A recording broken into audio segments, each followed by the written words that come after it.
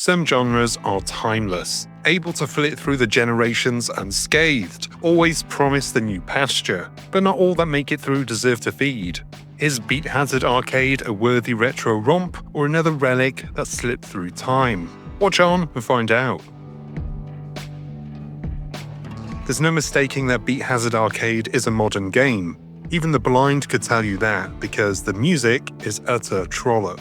Honestly, it's not for me. It's far too youthful and upbeat and happy with itself just for existing. What can I say? I'm an old man now. My raving days are behind me, and I'm looking forward to getting into Bruce Springsteen sometime in the next 7 years. Beat Hazard Arcade might seem like a write-off based on the soundtrack then. The music is tied to the gameplay, after all, with the on-screen epilepsy lottery pulsing and blasting to the beat of the music. If you don't like the music, you'll struggle to connect with the game. And that's something a lot of rhythm or music-based games can't escape. Personal taste. But this chippy little do-gooder swings its spaceship around the problem and lands on, hey, let the player use their own tunes with a USB stick. This changed everything. Before playing along to a mix of The Killers and Billy Joel, I told you, I'm getting old, I was ready to write it off as just another arcade shooter, albeit with some impressive visual effects. But then my boy Billy Joel kicks in with We Didn't Start the Fire, and it was thumping. The visuals complementing the music complementing the visuals, everything feeding back into the gameplay, and perhaps fittingly, the next tune set the tone.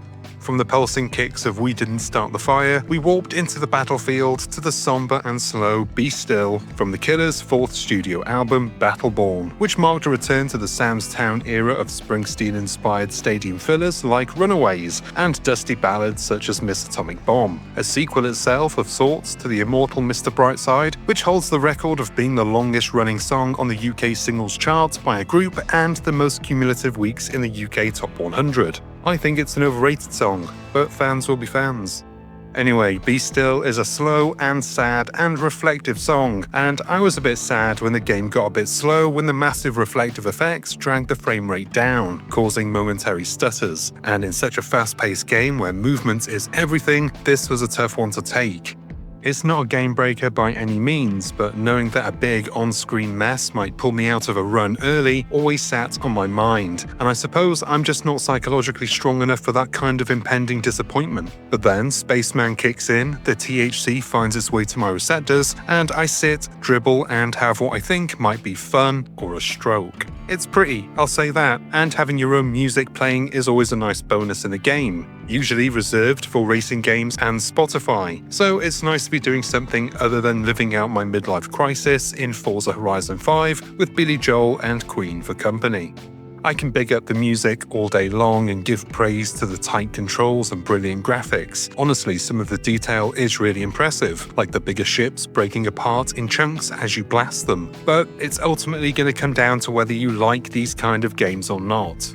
You either do or you don't. If you don't, this isn't going to change your mind. You can go back to dancing online for V-Bucks. But if you grew up in the age of arcades and the early days of home consoles, you'll maybe have a softer spot for the genre that will outlive us all. The gimmick with this one is it's super impressive to look at. You can blast your own tunes, and they fit the game.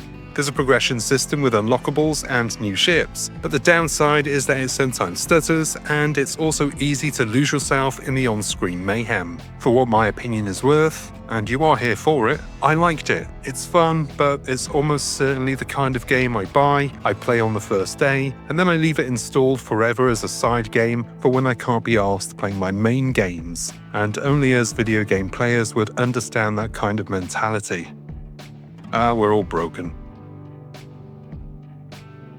And that is the end of this review. But wait, there's more. If you enjoyed this video, do remember to hit the like and subscribe buttons below and give the bell icon a ding so you're notified whenever there's something new to watch. I've been Chris, you've been gorgeous, and I'll see you on the next one. Until then, cheers my dears.